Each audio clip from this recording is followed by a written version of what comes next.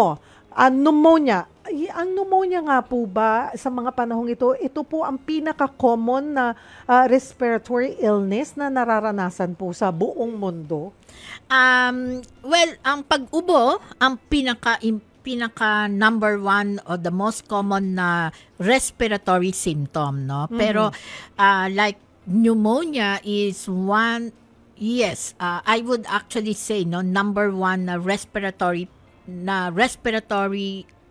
problem or number one cause of respiratory death, no?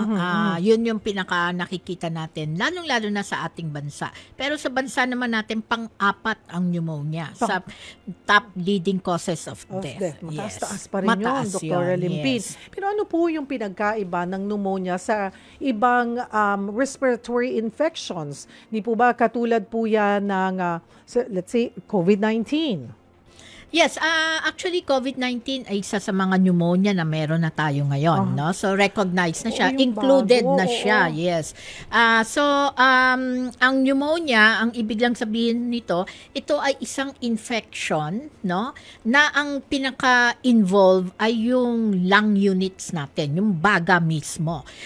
Sa mga bata naman, meron tayo yung tinatawag na bronchopneumonia na hindi lang baga kundi pati yung daanan ng paghinga ang affected. So, but sa mga adults, no, basically pneumonia talaga ang isa sa pinakamalaking problema na nakikita natin ngayon. Basic po tayo, Doc. Paano ba nagkaka-pneumonia? Paano nagde-develop ang pneumonia? Saan ba natin yan nakukuha? At once na may pneumonia, i-describe niyo po sa ano ba yung nangyayari pagpasok niyang virus, bacteria? Actually, pag sinabi natin pneumonia, pwede siyang virus, pwedeng bacteria, pwede ding fungus, okay, no? So, mga amag, no? So, ito yung tatlo na pinakadahilan ng pneumonia. So, napakadami. And ibig lang sabihin niya, magka-pneumonia ka, mag-i-infect ka pag may isang tao na mayroong ding ubo, may supon, tapos ikaw ito nandoon, tapos yung ubo niya, no, parang katulad din ng COVID-19, no? Magi-spread yan sa ere, no? And kung malanghap mo, magi-invade na siya doon sa respiratory system natin. And yun nga, magkakaroon na ng pneumonia yung tao. So, meron ba dyan, sabi nyo, pwedeng fungal, fungus, fungal, pwedeng virus or pwedeng bacteria. Yes. Yun po bang tatlong yun, mayroon ba dyang pinaka-delikado or lahat yan, pwede pag malala, pwedeng ikamatay? Lahat yan, pwedeng ikamatay. Kasi di ba minsan, viral lang yan, okay lang yan.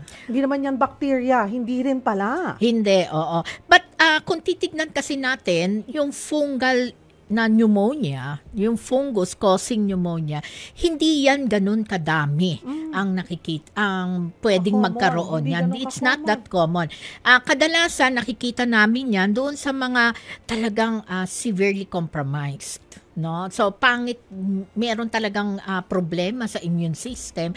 Kaya sila yung mga tao na maaaring magkaroon ng mga fungal infections. No? Pag fungal infection kasi, kung malakas ang resistensya mo, mas madali labanan. Yes, right. Okay. So, kadalasan makikita natin yan doon sa mga may pasyenteng nagkaroon ng transplant, no, na umiinom ng mga gamot against yung rejection, tapos o kaya yung mga pasyenteng may mga HIV, no, kasi talagang ito yung kanilang immune system napakahina. Yes, delikado. O kaya ay yung mga pasyenteng umiinom ng matagalan ng steroids, no, so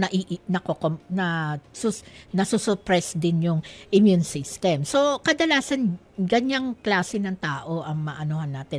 Hindi katulad ng bacteria at saka virus, no? Common yung dalawa, no? At expect natin na mas malala ang makikita nating klase ng infection. Hindi lang doon sa immunocompromised, katulad ng mga nabanggit ko, kung hindi, maski doon sa mga merong pre-existing diseases, no? Kasi hindi ganun kahina, pero medyo high risk sila, no? Kasi meron silang sakit sa puso, may mga sakit sa baga katulad ng COPD o kaya hika o kaya bronchiectasis, no? At yung mga tao din na mga cancer patients, no? Kahit yung hindi na sila umiinom ng mga anti-cancer pero nagpapagaling na o in remission, but they are still rendered parang relatively weak. Hindi naman talaga weak na weak, but relatively weak. So, ito yung mga tao na most likely pwedeng magkaroon ng viral and bacterial pneumonia. What happens to our body? At paano ba yan, paano yan nagtatravel sa katawan? Kunwari, bigla kang nakalanghap. Okay.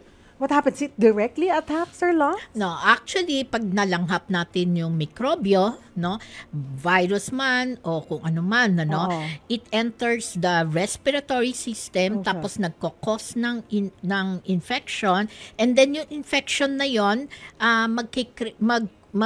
i-trigger ng inflammatory response. Kaya minsan, di ba, lalagnatin ka? Yes. So, yung inflammatory response na yan, mararamdaman mo yan, lalagnatin ka. Kasi lumalaban yung immune system. And then, pwedeng ubuhin ka na niyan. Tapos, yung ubo, pwedeng merong plema, pwedeng wala, no? And then, hanggang sa maramdaman mo kung talagang mas medyo severe, medyo mahirapan ka ng huminga.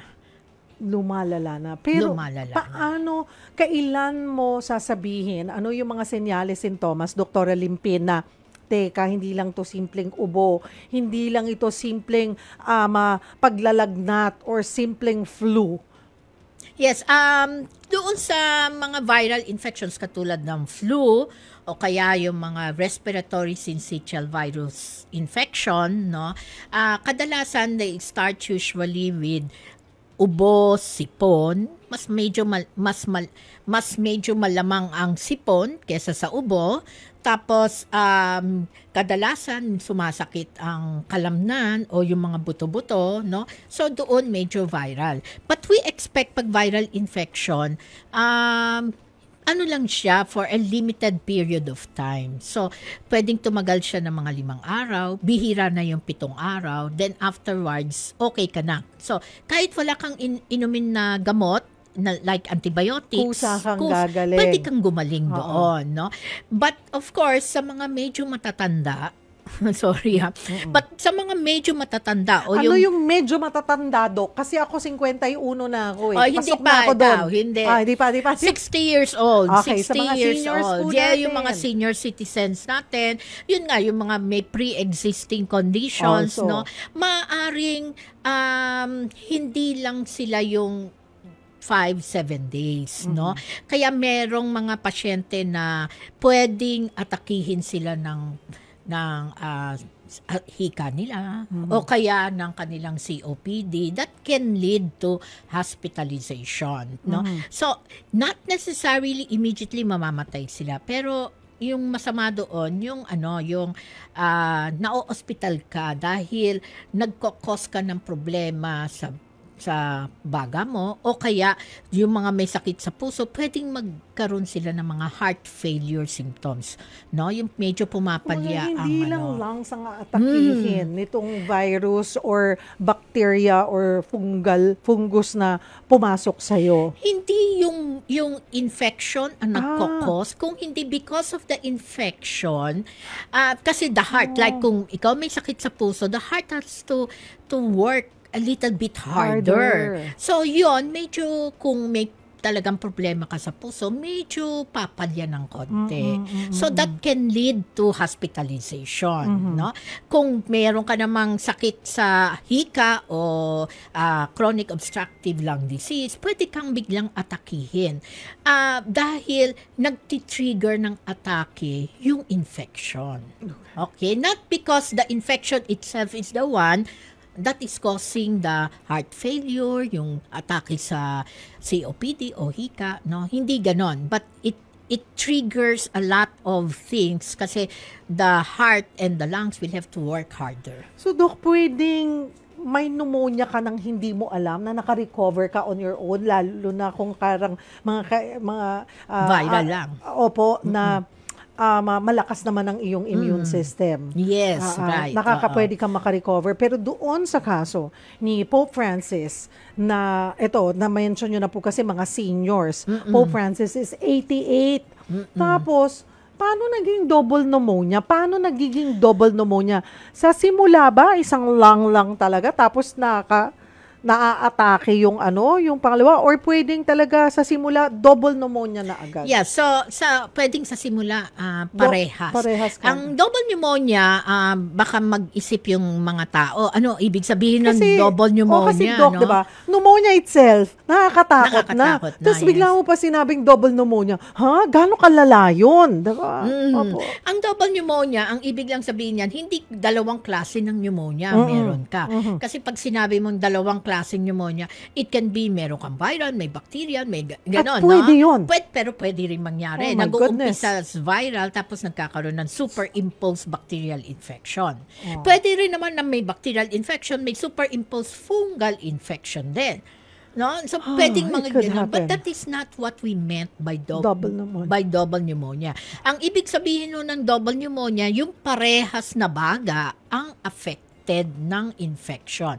Kasi kadalasan, usually, isang baga lang yon. Yun na apektuhan. Either yung kanan lang o yung kaliwa. Pero sa mga kaso ng mga elderly, ito 88 years old. So, mas medyo mataas yung risk, no? Even by considering the age, between a 60 years old and an 80 years old, mas tumataas ang risk ng 80 years old kesa sa 60. Ito, si Pope 88 years old. Number 2, meron din siyang chronic lung problem, di ba? In fact, napabalita noon, I do remember, sabi, isa lang ang parang isang baga lang, no? But upon further digging, naalisan pala siya ng baga. Pero hindi the whole of yung lung. Part of it lang? Part of it lang. Nagre-regenerate ba ang lungs? Hindi. Pwede siyang mag-expand, pero kung naalisan na nung isa, wala, isang parte, nawala na yon. Okay. Yes. So, lumiliit yung bagang yon. Mas maliit na compared doon sa kabila. So, yun yung mga factors na possible na nakalala sa kanyang sitwasyon? Yun ang possible na pwedeng nag-contribute doon sa kanyang pneumonia. And of course, baka may mga, we expect, may mga ibang sakit si sa ganun pong Pope, edad. Maybe a cardiac problem, bukod pa doon sa lung problem niya. So talaga very high risk at siya. Ganito, yung pong simpleng akala po natin na ubo, sipon, paglalagnat, na matagal na hindi natin pinapansin. Pwede po, tingnan nyo po si Pope Francis din ilang linggo na pong nasa ospital. Ang pinaka nakakatakot po sa pneumonia, at may mga datos po tayo niyan na nauuwi sa pagkamatay. Yes, dahil po hindi na kinakaya, grabe na yung infection. Actually, baka nagki-create ng mga nati-trigger yung inflammatory response. Sometimes yung inflammatory response natin, panlaban sana natin yung against infection Pero pag sumusobra, yung sobrang inflammation, yung sobrang pag-build up ng panlaban, parang nagiging masama rin, no? Nagiging sobrang sama rin sa katawan. So, meron kayo yung tinatawag na hyperinflammation. No, yun. Pag na-trigger yung hyperinflammation, that is actually, yun ang pinakadahilan kung bakit mas lumalala. In fact, nung panahon ng COVID, ito yung pinakadahilan kung bakit namamatay ang mga tao noon. Because of the hyperinflammation. Tapos parehas, lahat halos ng mga nagka-COVID noon na ICU, lahat yan bilateral ang pneumonia. And I would actually presume most likely, hindi ko naman alam kung tama ang suspetsya ko. But usually sa mga double pneumonia na ganyan, marami sa kanila nag-start as viral. And interstitial lang ang ano nun, no? So, talagang medyo, pag ganon, we need to be talagang very observant and medyo guarded ang prognosis. Dito po sa atin, may datos po ba tayo na ano pong klaseng pneumonia ang mas common po sa atin? Ang kadalasan na cause ng pneumonia natin, nagiging dahilan ng pagkamatay ay bacterial ang pneumonia, no? And the most common cause ng bacterial pneumonia ay yung tinatawag nating streptococcal pneumonia. What is streptococcal pneumonia? Ito yung organism na nagko-cause ng bacterial pneumonia.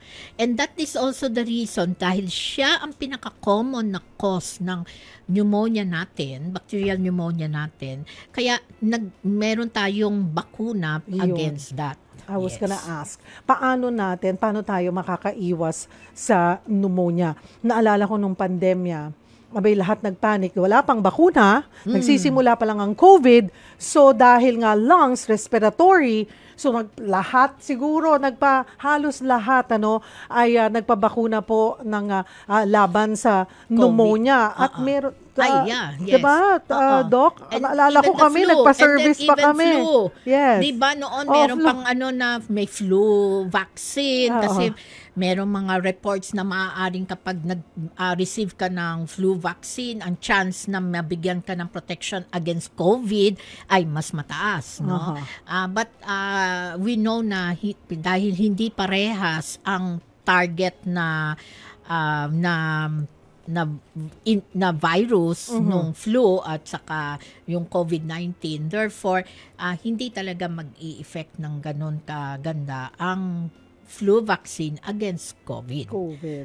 Kailangan targeted kasi Cheryl, para mas maging very effective yung bakuna natin. Okay, speaking of bakuna, isa ito sa para makaiwas. Okay, ang bakuna, klaruhin natin, hindi 100% na hindi ka natatamaan ng sakit na yon. Kung saan ka man, kung anumang klaseng bakuna po yan. Pero mataas yung chance mo ng protection laban doon sa sakit na yon. Tama po ba ako, Yes, Doc? tama yan. Lalo na doon sa viral infection, no? Pag nag-ano ka nung bakuna, hindi ibig sabihin hindi ka na magkakaroon ng pneumonia. Okay? But, o kaya katulad ng flu, no? Kung flu vaccine, hindi ka ibig sabihin hindi ka magkakaroon ng flu. But, ang talagang definite na masasabi natin, hindi ka magkakaroon ng severe flu, severe enough para mapunta ka sa ospital, ma-admit ka, which means mas malaki ang gastos mo, o mamatay ka from that. Kasi may mga namamatay talaga from flu pneumonia. Okay, pneumonia. Pneumonia vaccine. Anong edad dapat ito? Lahat ba dapat nagpapabakuna laban po sa pneumonia? Yeah, ang recommendation talaga ay para doon sa mga may edad. Actually, medyo a little bit lower ang age na binibigyan namin ng pneumonia vaccine. So 50 years old and above, binibigay na namin, nagre-recommend na kami. Lalong-lalo na kapag ikaw ay merong sakit sa puso, may sakit ka sa baga, at medyo immunocompromised ka, yun yung mga natin, no? So, yan yung mga binibigyan natin ng bakuna.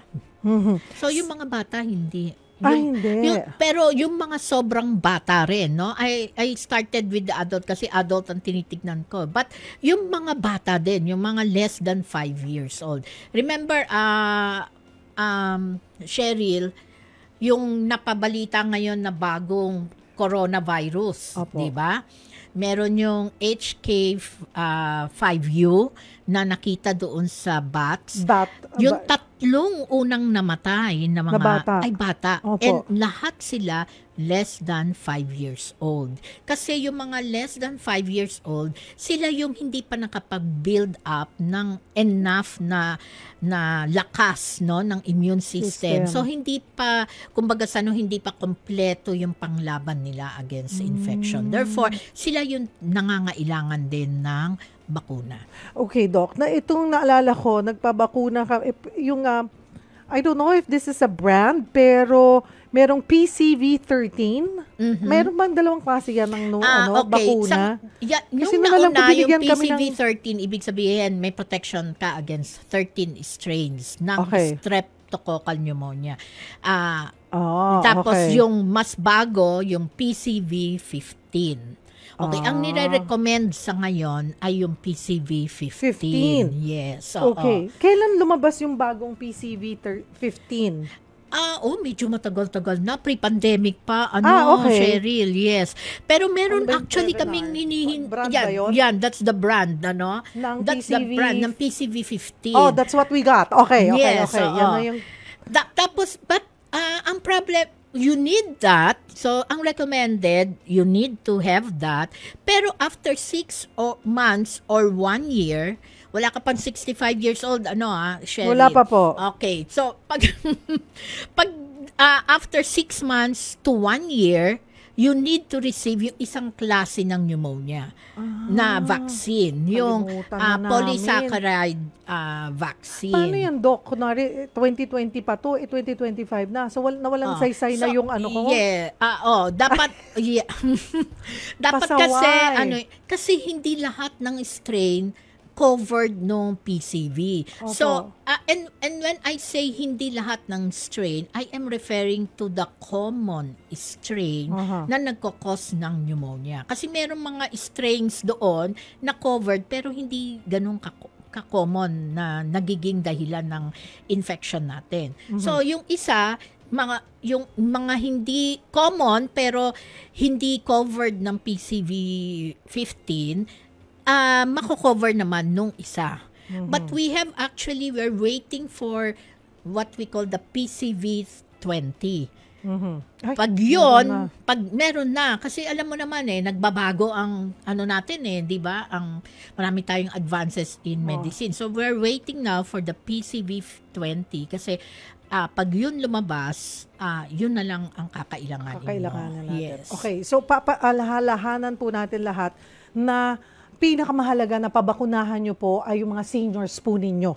Yes, yun right. Po. At yung may mga pre-existing heart conditions at saka lung problem, yung mga may diabetes, kasi regardless of age? Regardless of age. Okay. And then, yun ding, syempre, yung mga immunocompromised. Kasi we need to protect them from this very common cause of death. No? Okay. Pneumonia death. Maliban po sa pagbabakuna, sa kahit na anong klase ng sakit, Doc, lifestyle is very important. Yes, correct.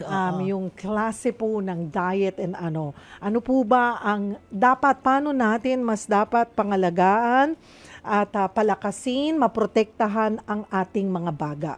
Siyempre, ang number 1 dyan, bago ako magpunta ng diet. Opo. Ang number 1 dyan, yung sigarilyo bisyo. At vaping. Alam naman natin si Doc Limpin, ako napaka-active po niya na advocate laban po sa mga bisyo. Yan. So, sigarilyo at vape. No? Dahil napapakita na sa mga pag-aaral na ang vape at saka sigarilyo parehas lang. They are the same. They are equally harmful. So, masisira lang po ang baga ninyo. And therefore, yung kakayahan ng baga to protect your lungs, nababawasan po talaga. Kasi sa baga natin, sa respiratory system natin, meron tayong natural defense mechanism. And dahil doon sa paninigarilyo o pag-vape, nasisira yung natural defense mechanism natin. So, that poses a higher risk para magkaroon ka ng infection. So, yon unang-una. Pangalawa, of course, nutrition. Isang malaking factor din yan, no? Kailangan siguraduhin nyo nating balanced ang diet natin. Hindi ho tayo dapat sumusunod doon sa mga yung mga intermittent fasting, once a day lang kakain. Oo, alam mo, ang dami ko nakita ng mga pasyenteng nag-pneumonia kasi after na mag-diet sila once ng ganyan. Kahit yung mga intermittent, yung mga IF na yan. Yes, because ano ang nutrition na marireceive mo once a day na nakakain ka. Tapos, o kaya minsan, hindi naman actually, di ba meron silang certain hours na pwede ka kumain. And then, 16 hours yung hindi ka kakain. But yung 8 hours na kakain ka, yung iba, kain naman lamon ng kain. Naman. Anong point? So, anong nangyayari? Cheryl, pagkain ka ng kain, biglang taas ng sugar mo. So that renders you to be very vulnerable doon sa mga pagtaas-taas ng sugar that can eventually lead to diabetes, no?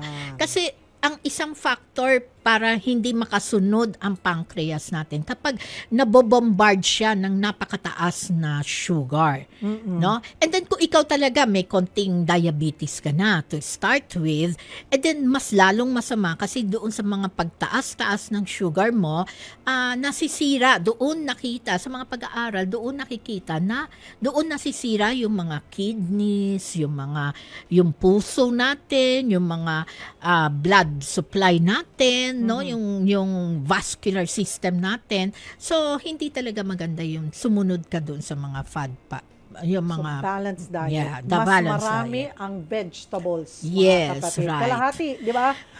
Kalahati sa pinggan Pinoy. Pinggang Pinoy. No, kalahati diyan ay gulay, pagkatapos a little portion doon sa protein. Protein, tapos carbs. Carbohydrates. Hindi po baliktad meron ka pang diyan, no? Isasama mo pa ang prutas. Yes. Saang parte yun? Dun sa gulay or babawasan mo yung carbs? Dikit mo Actually kasi yung iba, hindi kakain ng carbs o kaya maliit ang carbohydrates. Tapos ang dami naman ng protina.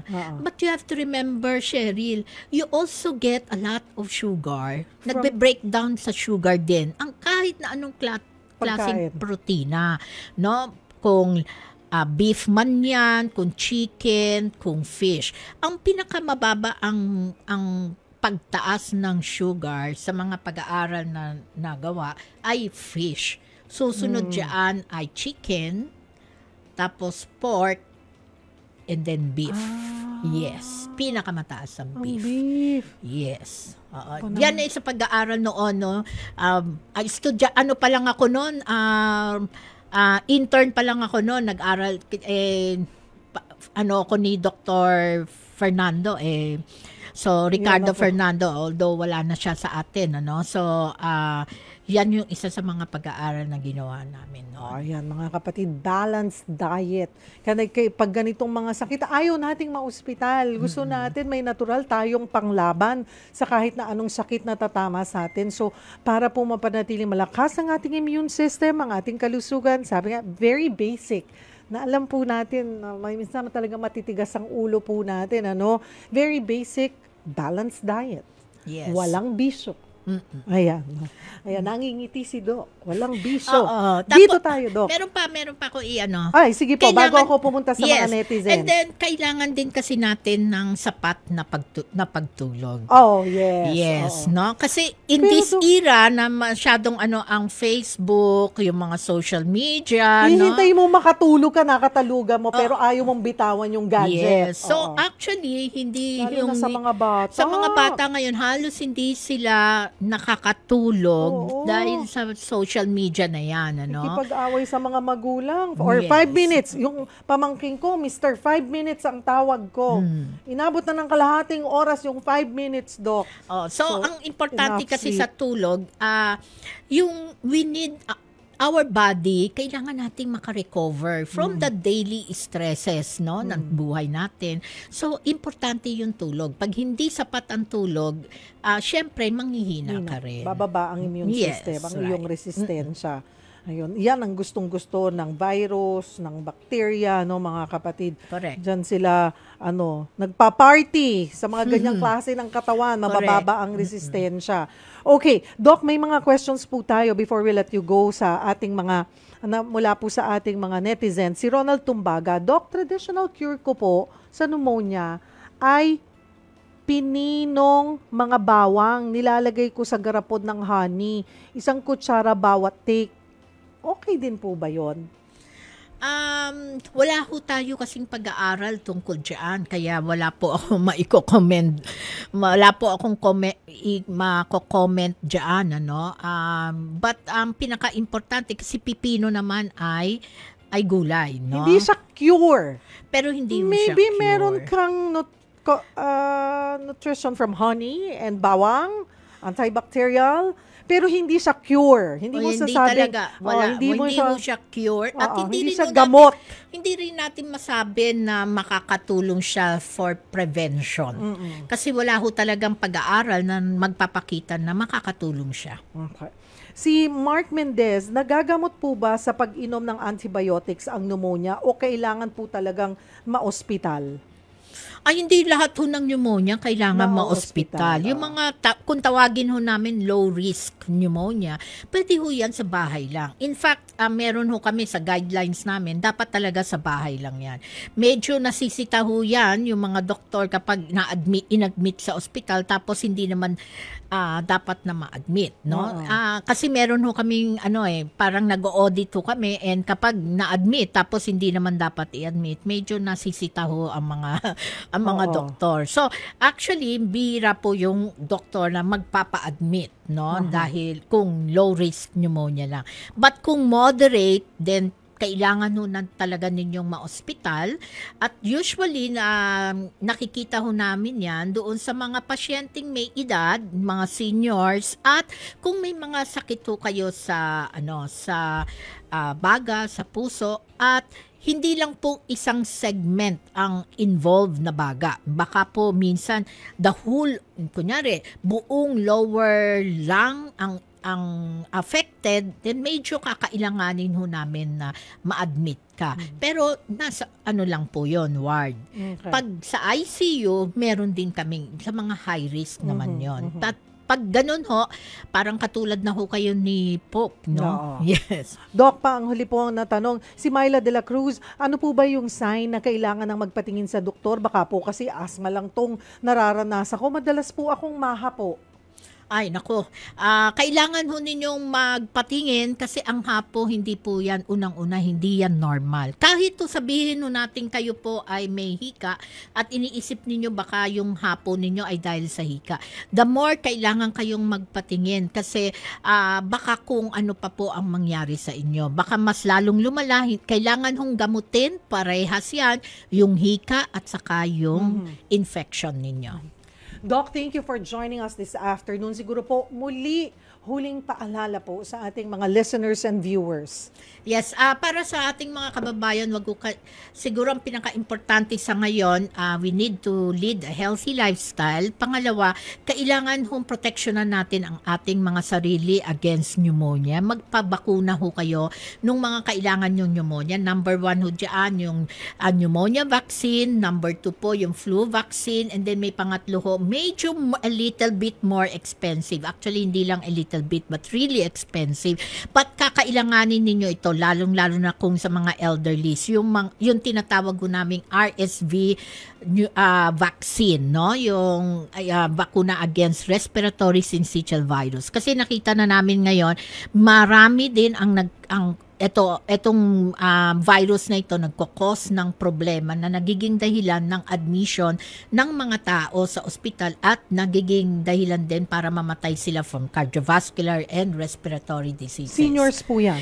Yes, seniors at saka doon sa mga merong sakit ng talaga. Okay.